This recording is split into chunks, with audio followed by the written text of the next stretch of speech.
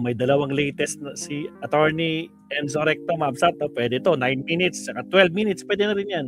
So unahin muna natin itong sobra namang manlait. Oy, ito, may resback si Cayetano. Dilait pa si Senator Ping Lacson na mahina raw sa math. Ay, really? Bakit nga ba? Sige nga, pakinggan natin. Attorney Enzo Recto, pasok.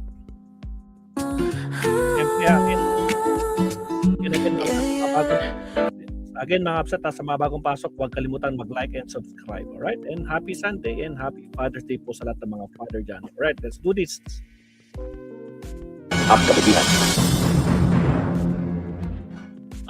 Ang isa pang issue, inaano niya, matindi ito. Sabi niya, mahina daw sa math si Lacson. Ito, grabe ito. Itong akusasyon nito ni Cayetano, pakinggan natin yung sinabi niya na mahina daw sa math si Lacson.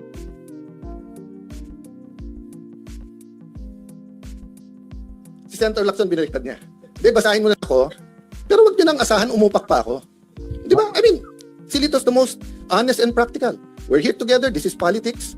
Pero wag na tayong gumawa ng imbento tungkol sa kasama natin. Pero sila, nag-take turn sila. Liberal, kayo naman.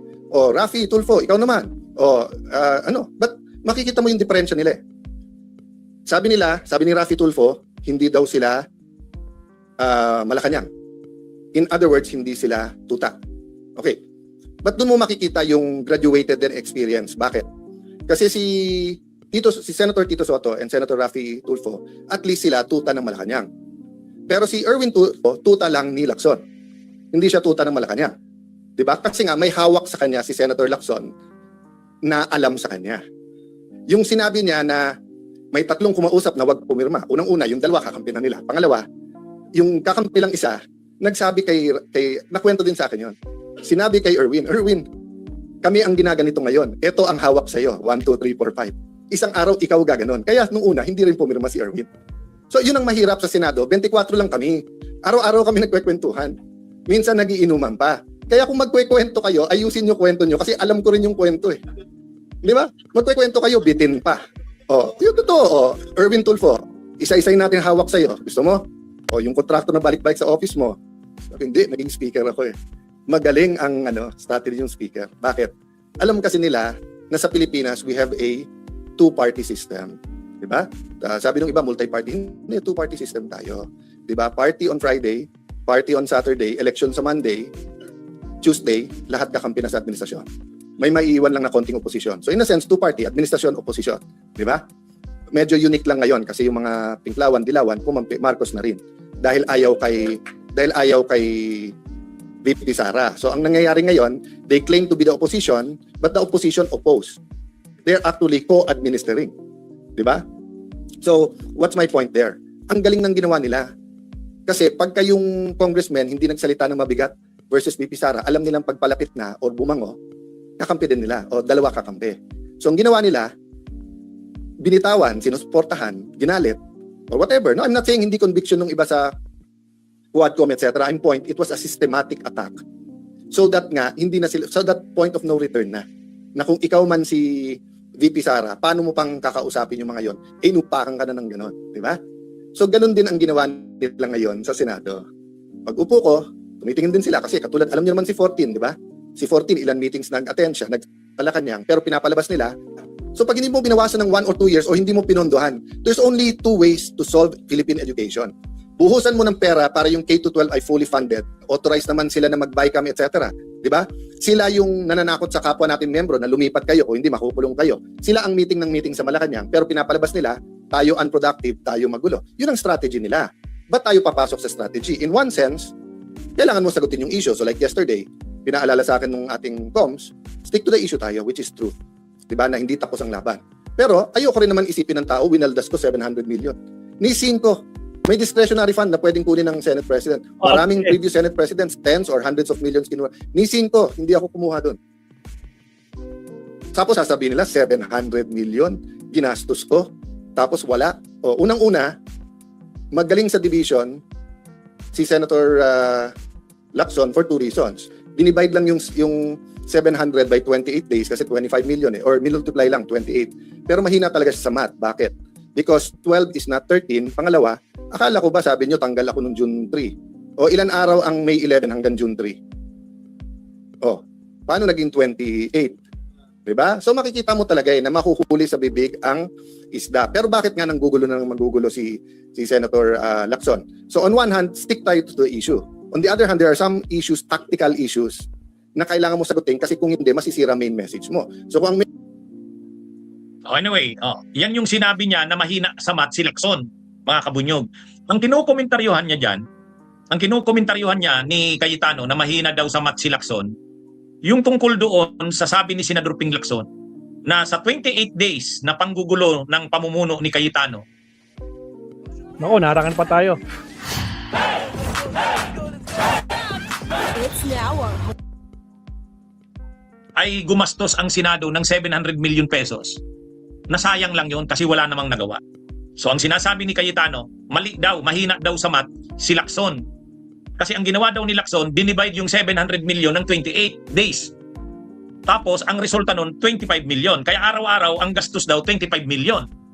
So sabi ni Cayetano, mahina daw sa math si Lacson. Si unang-una, hindi naman daw 28 days ang pamumuno niya. 21 days lang siya. Ha? Kasi hanggang lang sa June 3. Yung June 3 si Gatchalian na.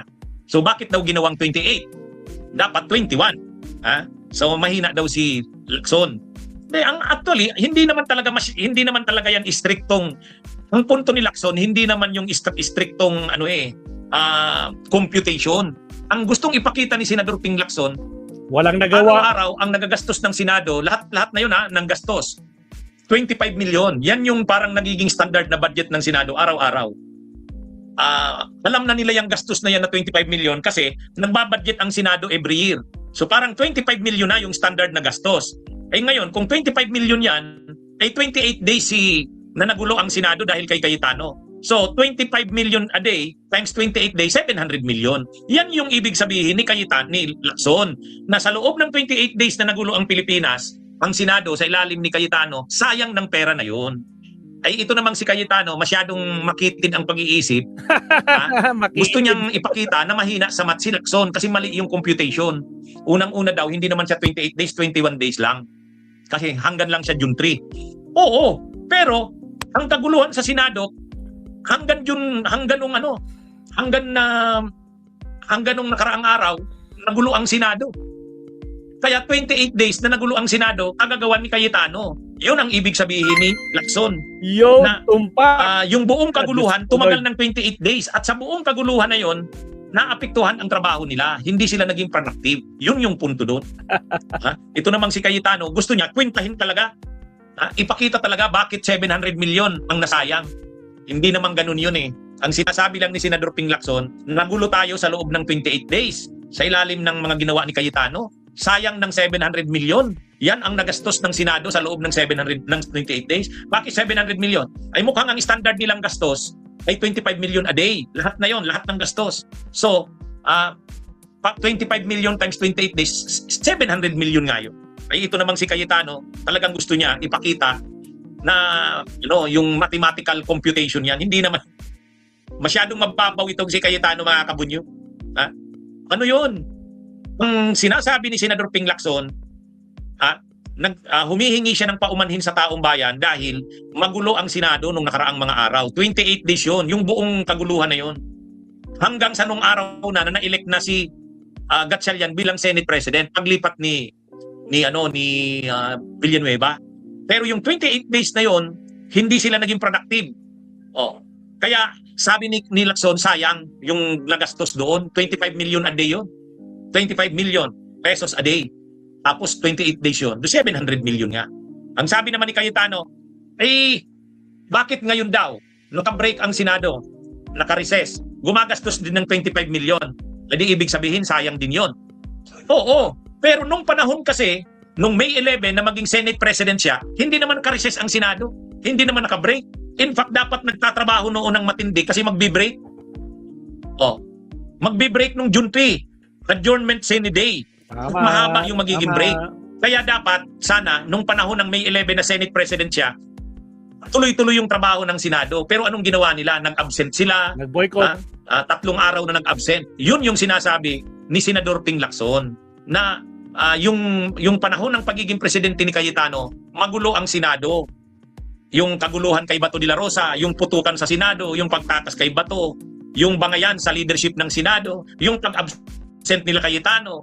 Yun, lahat ng yun, nangyari yun under sa leadership ni Cayetano. At sayang ng pera ng bayan doon.